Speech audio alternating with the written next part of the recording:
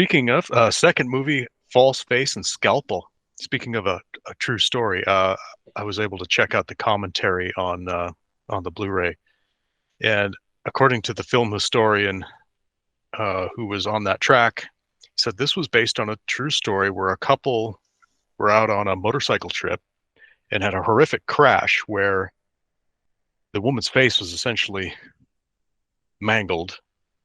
They both ended up in the hospital. She was a Jane Doe, and by connecting the dots, they finally recovered some photos of her and were able to go to work reconstructing her face based on those photos. So apparently, this was also based on a true story. So let's see. Yeah, Scalpel, 1977. Do you want to attempt to give the summary of what we saw in Scalpel? A deranged plastic surgeon uh, catches her daughter with a guy he doesn't like. He kills him. She runs away, and shortly after, he finds a go-go dancer stripper who stumbles out of a nightclub having just had her face pummeled to oblivion. He scoops her up, takes her off to the operating room to reconstruct her face in the image of his daughter. He then convinces her to go and collect the inheritance of the recently deceased relative and split it with him, right? Shortly after that, the real daughter comes back from wherever she had run away to, and then it starts to get a little tricky. Randy, you pick it up from here. I'm out of steam. So the real Heather comes back, and fake Heather knows that she's back. Nobody else seems to know. They all kind of conspire. Did you mention the 5 million? Yeah. Well, Okay. inheritance. Yeah. Yeah. It's 5 million. So we're worth mentioning. So they all conspire to split this 2.5 million.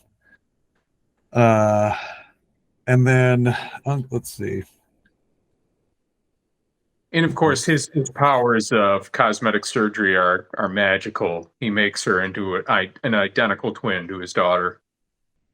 So Uncle Bradley shows up and demands that fake Heather play the piano.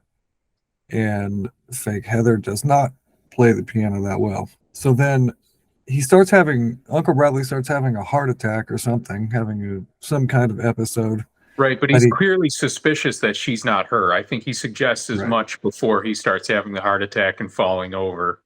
Mm-hmm. Yeah, the piano was the identity test, and they knew it. They saw it coming. And luckily, he has this episode and falls dead on the floor, and they don't give him his pills. They actually decide to let him die. They know that he has pills in his pocket or something.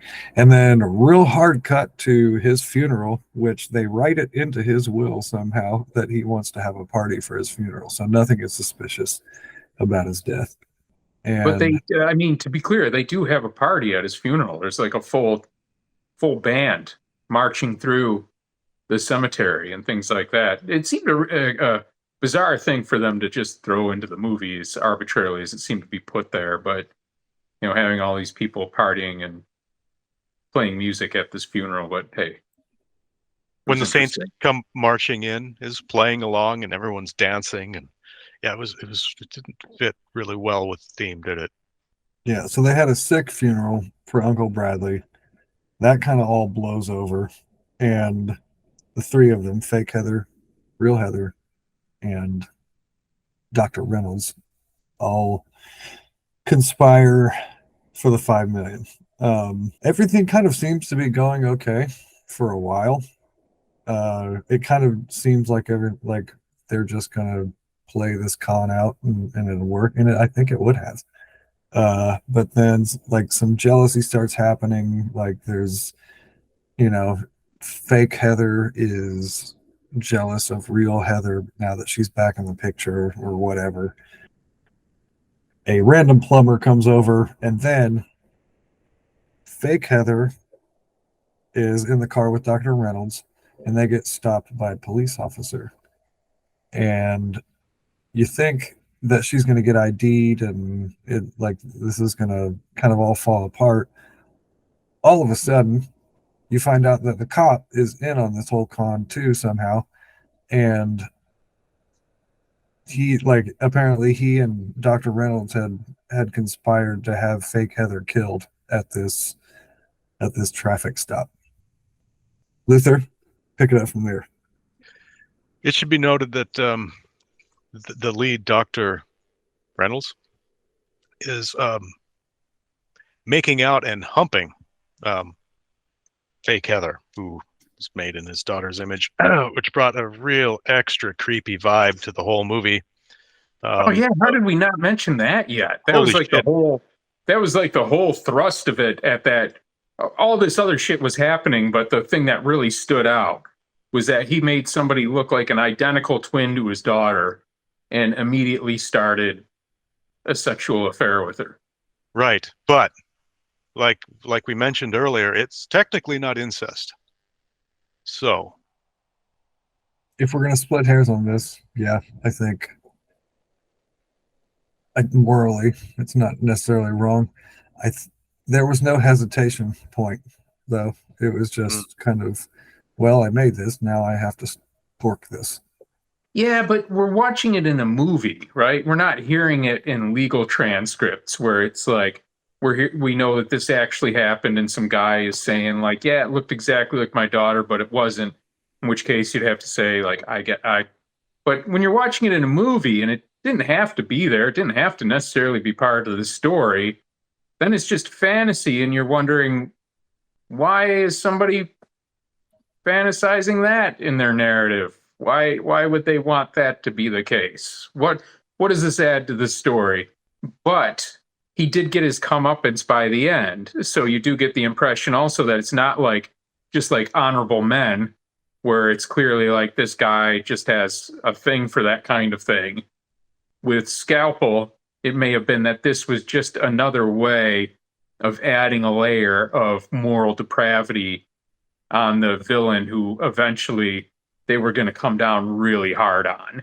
Mm-hmm. So, I mean, and that's really satisfying for the audience to have like one of the worst irredeemable characters and then take that kind of punishment by the end, which is what happened. Yeah, so in the end, both fake Heather and real Heather get with the psychologist, and I think either make him crazy or convince him that he's crazy or something. He definitely has like a psychotic episode at the end. Oh, well, they had presented medical professionals clearly with the notion that he had developed all of this in his mind, that there was a fake daughter of his running around, all that all these things hadn't actually happened because it seemed so implausible anyways. So I think at the end what we were seeing was that he was under the influence of narcotics, maybe sleep deprivation, all kinds of things or whatever. Mm-hmm. And he was on the couch, and some of that was really happening, and some of that was just a byproduct of his psychotic break. But it was clearly the villain being put into some kind of hellish scenario.